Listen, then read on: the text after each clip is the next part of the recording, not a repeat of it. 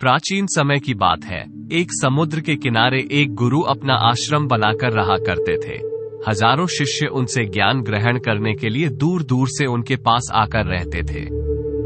गुरु का ज्ञान देने का तरीका भी बड़ा ही अनूठा था। शुरुआत में वह अपने शिष्यों को उपदेशों के माध्यम से ज्ञान देते थे। उसके बाद वह अपने शिष्यों को उस ज्ञान का अनुसरण करने के लिए कहते थे। उस ज्ञान को अपने व्यवहारिक जीवन में उतारने को कहते थे। एक बार उस आश्रम में एक सम्राट अपने बेटे को लेकर पहुंचा। उस सम्राट ने उस गुरु से प्रार्थना की कि आप मेरे बेटे को अपने आश्रम में रहने दें और अपने तरीके से उसे ज्ञान दें। उसे इस आश्रम में बिल्कुल भी ऐसा नहीं लगना चाहिए कि वह किसी सम्राट का बेटा है। उसे बिल्कुल साधारण शिष्यों की तरह ही ज्ञान देने की कृपा करें। गुरु ने मुस्कुराते हुए कहा कि सम्राट, ज्ञान इसी तरीके से लिया जा सकता है। अगर तुम अपने आप को दूसरों से बड़ा समझोगे तो तुम ज्ञान ग्रहण नहीं कर पाओगे। अगर तुम्हें ज्ञान ग्रहण करना है तो तुम्हें दूसरों की तरह अपने आप को साधारण समझना होगा। यही ज्ञान ग्रहण करने की सबसे पहली सीढ़ी होती है। तुम निश्चिंत रहो, आज से तुम्हारे बेटे की जिम्मेदारी मेरे कंधों पर रही। ये कहकर गुरु सम्राट के बेटे को अपने साथ लेकर समुद्र के किनारे टहलने के लिए निकल गए। आश्रम के बाकी सभी बच्चे उस सम्राट को देख रहे थे। सम्राट अपने बेटे को अपने रथ पर बिठाकर लाया था, जिससे सभी बच्चे समझ गए थे कि ये लड़का सम्राट का बेटा है। इसी वजह से आश्रम के सभी बच्चे सम्राट के बेटे की तरफ आकर्षित हो गए थे। जब गुरु सम्राट के बेटे को लेकर समुद्र पर टहल रहे थे तो सम्राट का बेटा अचानक फूट फूट कर रोने लगा, क्योंकि अभी वह सिर्फ 12 वर्ष का था और 12 वर्ष की आयु में उसके पिता उसे अपने से दूर छोड़कर चले गए थे। ये सदमा वह बच्चा सहन नहीं कर पा रहा था। वह नहीं समझ पा रहा था कि उसके पिता उसकी भलाई के लिए उसे उस गुरु के पास छोड़कर गए हैं। उसे रोते हुए देखकर गुरु ने कहा कि बेटा, मैं तुम्हें चुप नहीं करूंगा। हो सकता है कि मैं तुम्हारे आंसू पहुंच दूं, लेकिन कल तुम फिर अपने आप को अकेला पाओगे। याद रखना, जीवन में इंसान अकेला आता है और अकेला ही जाता है। जितनी जल्दी जो इंसान इस बात को समझ लेता है, वह उतनी जल्दी आत्मज्ञान के रास्ते पर निकल पड़ता है। गुरु ने अपनी बात आगे बढ़ाते हुए कहा कि जो इंसान अकेला रहना सीख लेता है, वही खुद से प्यार कर पाता है। और जो खुद से प्यार करना जानता है, वह किसी के भी जाने का अफसोस नहीं करता, क्योंकि वह खुद से ही प्यार करता है। धीरे धीरे तुम आश्रम के माहौल में ढल जाओगे। शुरुआत में तुम्हें समस्या आ सकती है, लेकिन कुछ दिनों के बाद तुम इसे आत्मसात कर लोगे। उसके बाद तुम्हें यही जगह बहुत अच्छी लगने लगेगी। यह जगह तुम्हें अपनी महल जैसी लगने लगेगी। संध्या हो चली थी। समुद्र के दूसरे छोर पर सूरज छिपने लगा था और अपनी लालिमा पूरे आसमान में बिखेर रहा था। बड़ा ही सुंदर दृश्य था और गुरु उस शिष्य को अपने साथ लेकर आश्रम में वापस लौट आए। उस शिष्य को भी थोड़ी सांत्वना मिली, क्योंकि गुरु की आंखों में एक अभूतपूर्व शांति झलक रही थी। और जब हम किसी एकांतवासी गुरु की आंखों में वह शांति देख लेते हैं तो हमारे हृदय से भी सारा भार हट जाता है। मन एकदम निर्मल हो जाता है। जब सम्राट का बेटा रात्रि का भोजन करने के लिए भोजन कक्ष में पहुंचा तो आसपास के सभी शिष्य उसके पास आने लगे। उन सभी को पता था कि ये सम्राट का बेटा है और अगर हम इससे दोस्ती कर लेते हैं तो उससे हमारा बहुत फायदा होने वाला है। यही सोचकर आश्रम के ज्यादातर बच्चों ने उसे घेर लिया था। बस कुछ बच्चे जो अकेले रहने का महत्व समझते थे, जो दिखावे में विश्वास नहीं करते थे, वह उस सम्राट के बेटे के पास जाने की बजाय अपना पूरा ध्यान खाने पर लगा रहे थे और एकांत में बैठकर अपना भोजन कर रहे थे। कुछ दिनों के बाद सम्राट के बेटे की आश्रम के ज्यादातर बच्चों के साथ दोस्ती हो गई।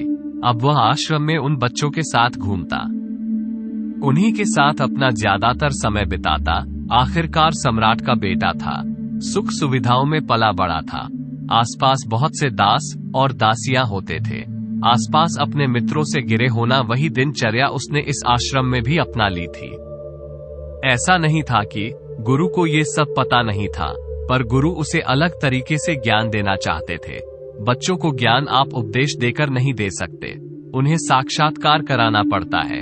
उसके बाद उन्हें वह बात समझ आती है जो आप समझाना चाहते हैं। गुरु को ये बात पता थी कि अगर मैं इसे बोलकर बताऊंगा तो ये कभी समझ नहीं पाएगा, मुझे इसे दिखाना पड़ेगा। इसे एहसास कराना पड़ेगा कि अकेले रहने से ही तुम अपनी शक्तियों को जान पाओगे। ये सीख देने के लिए गुरु एक दिन उस शिष्य को अपने साथ एक पहाड़ी की चोटी पर ले गए। पहाड़ी पर पहुंचकर गुरु ने उस शिष्य से कहा कि अब तुम्हारा ज्ञान पूरा हो चुका है, बस एक आखिरी रात तुम्हें यहाँ पर बितानी होगी। उसके बाद अगले दिन शाम को मैं तुम्हारे राजमहल में तुमको पहुंचा दूंगा। वह बच्चा तो ये सुनकर बहुत खुश हो गया कि अब मैं वापस अपने राजमहल चला जाऊंगा। फिर से मेरे दास और दासियां, सारी भोग की वस्तुएं मेरे पास होंगी। उस शिष्य ने गुरु से पूछा कि गुरुजी, मुझे आज रात आप यहाँ पहाड़ी पर क्यों छोड़ रहे हैं? आखिर मुझे कौन सा आखिरी ज्ञान यहाँ से मिलेगा?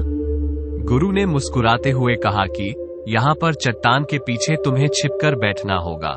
यहाँ पर रोज रात को एक बाज आता है, तुम्हें उस बाज को देखना है, बड़ी गौर से देखना है, हर गतिविधि देखनी है, और उस बाज को देखने के बाद अगले दिन अगर तुम उस बाज की खूबियां मुझे बता पाए तो मैं तुम्हें तुम्हारे राजमहल वापस भिजवा दूंगा। और हाँ, सुबह आने से पहले एक बात पर और ध्यान देना है, एक चरवाहा यहाँ पर अपनी भेड़ों को चराने के लिए आता है, तुम्हें उन भेड़ों की गतिविधियां भी देखनी है। याद रखना, बाज की गतिविधि रात को और भेड़ों की गतिविधि सुबह। अगर तुम दोनों की गतिविधि ध्यान से देखकर मुझे बता पाए तो तुम इस आश्रम से हमेशा के लिए आजाद हो जाओगे, तुम्हारा ज्ञान पूरा हो जाएगा। मैं तुम्हारे पिता को कह दूंगा कि ये बच्चा हमारे आश्रम का सबसे ज्ञानी बच्चा है। ये कहकर गुरु अपने आश्रम में वापस लौट आए और वह बच्चा वहीं पर उस चट्टान के पीछे खड़ा हुआ उस बाज का इंतजार करने लगा। काफी वक्त बीत जाने के बाद वहां पर एक बाज अपने बच्चों के साथ पहुंचा। सम्राट के बेटे ने पूरी रात उस बाज की गतिविधि बड़े ही ध्यान पूर्वक देखी, और सुबह होने के बाद जब चरवाहा वहां पर अपनी भेड़ों को लेकर पहुंचा तो उसने एक अभूतपूर्व दृश्य देखा। उसने देखा कि वो बाज भेड़ के एक मेमने को अपने पंजों में दबाकर आसमान में उड़ गया। उसने उस भेड़ के बच्चे का शिकार कर लिया था। ये सारा दृश्य देखकर वह बच्चा आश्रम में वापस अपने गुरु के पास पहुंचा। इससे पहले कि गुरु से कुछ पूछते, उसने गुरु को प्रणाम करते हुए कहा कि गुरुदेव, आप आश्रम के सभी बच्चों को यहाँ पर बुला लीजिए। मैं सब लोगों को बताना चाहता हूँ कि मैंने क्या देखा। जब आश्रम के सभी बच्चे वहां पर पहुंच गए तो उस सम्राट के बेटे ने कहना शुरू किया कि मैंने अपने जीवन में बहुत से पक्षियों को देखा है, लेकिन बाज उन सभी पक्षियों में से सबसे अद्भुत और सबसे अलग होता है। उदाहरण के लिए एक तोता हम सभी ने देखा है। तोता बोलता तो बहुत है, लेकिन कभी ऊंचा नहीं उड़ पाता। लेकिन एक बाज जो कि हर समय शांत रहता है, वह आकाश को भी छू सकता है। उसमें आकाश को भी छू लेने का सामर्थ्य होता है। जब भी एक बाज अपने शिकार को निश्चित कर लेता है तो वो उसी शिकार पर अपनी नजरें कड़ाए रहता है, चाहे वह कितनी भी ऊंचाई पर क्यों ना हो, चाहे कितना भी बड़ा तूफान क्यों ना आ जाए, लेकिन उसकी नजर हमेशा अपने लक्ष्य पर स्थिर रहती है। आज सुबह जिस बाज को मैंने देखा, उसने हर भेड़ को अपना शिकार नहीं बनाया, बल्कि उस भेड़ों के झुंड में से उसने उस भेड़ के मेमने को अपना शिकार बनाया। उस बाज की तरह हमें भी अपना ध्यान अपने एक ही लक्ष्य पर स्थिर रखना चाहिए, चाहे कितनी भी अड़चने क्यों ना आए। हमें अपना लक्ष्य स्पष्ट दिखाई देना चाहिए। 10-20 अलग अलग लक्ष्यों में अपनी ऊर्जा बर्बाद करने की बजाय हमें किसी एक लक्ष्य पर पूरी एकाग्रता के साथ ध्यान देना चाहिए। तीसरी बात जो मैंने उस बात से सीखी और जो हम सभी को सीखने चाहिए वह ये है कि बाज कभी भी दूसरे पक्षी के साथ नहीं उड़ता, वह हमेशा आकाश में अकेला उड़ता है। इससे हमें ये सीख लेनी चाहिए कि हमें कभी भी छोटी सोच वाले लोगों के साथ नहीं रहना चाहिए। आखिरकार हम भी वही बन जाते हैं जिनके साथ हम रहते हैं। इसीलिए या तो बड़ी सोच वालों के साथ रहो या फिर अकेले रहो, क्योंकि जब हम अकेले रहते हैं तभी हम खुद की ताकत और खुद की कमजोरियों को जान पाते हैं। कमजोरियों को जानकर उनको दूर कर सकते हैं और अपनी ताकत को जानकर उसका सही इस्तेमाल कर सकते हैं। लेकिन वह तभी संभव होगा जब हम अकेले रहना सीखेंगे। चौथी सीख जो हमें एक बाज से लेनी चाहिए कि एक बाज हमेशा अपनी सीमाओं से ऊपर उठकर उड़ता है।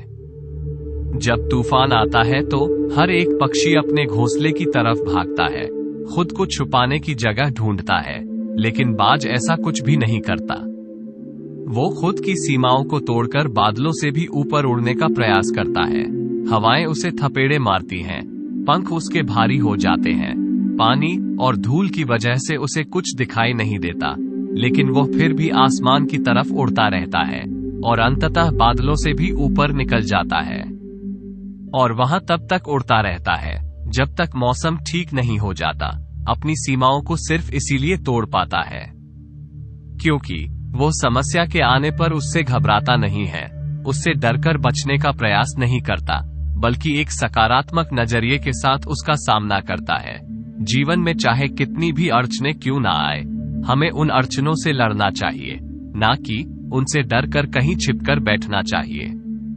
बहादुर तो वो लोग होते हैं जो तूफानों से टकरा जाते हैं, काये तो अपने घर में, अपने घोंसले में अपनी जगह ढूंढ कर बैठ जाते हैं। पांचवी बात जो हमें एक बात से सीखनी चाहिए कि बाज कभी भी अपने घोंसले में घास के कोमल तिनके नहीं रखता। जो तिनके कोमल होते जाते हैं वह उन्हें निकाल कर फेंकता रहता है। उसी तरह चाहे कितनी भी आरामदायक जिंदगी आपको मिली हो, लेकिन उस आराम से ऊपर उठकर अपने आलस्य को तोड़कर जीवन में मेहनत करते रहना चाहिए। जीवन में पसीना बहाना चाहिए, शारीरिक मेहनत करनी चाहिए। अपने घोंसले से कोमल तिनके उठाकर फेंक दो और आज ही अपने आलस्य को तोड़कर निकल पड़ो। हर दिन अपने आप को चुनौतियां दो, हर दिन मुश्किलों से लड़ो, क्योंकि वही मुश्किलें तुम्हें मजबूत बनाएंगी। जंगल के राजा शेर को भी झुंड बनाकर शिकार करते हुए देखा जा सकता है, लेकिन बाज हमेशा अकेला शिकार करता है, क्योंकि वह जानता है कि भीड़ हौसला तो देती है मगर साहस छीन लेती है। आदमी को हमेशा अकेले ही आगे बढ़ना होता है। यही कारण होता है कि वो जल, थल और नभ सभी जगहों पर अपने शिकार का परचम लहरा सकता है। बाज की उम्र लगभग 70 साल की होती है, लेकिन 40 साल में ही उसका शरीर बूढ़ा हो जाता है।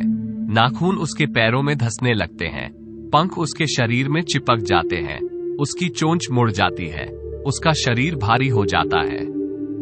ऐसी स्थिति में शिकार करना तो क्या उड़ने की भी हालत नहीं रहती उसकी। ऐसे में उसके पास सिर्फ 2 विकल्प होते हैं। पहला, या तो वह खुद की इस अवस्था को स्वीकार कर ले और भूखा प्यासा मर जाए या किसी दूसरे जानवर का शिकार बन जाए, और दूसरा विकल्प ये होता है कि वो 6 महीने एक बहुत ही दर्दनाक प्रक्रिया से गुजरे और खुद को फिर से पहले जैसा मजबूत बना ले। लेकिन बाद में तो बाज है, वह दूसरा विकल्प चुनता है।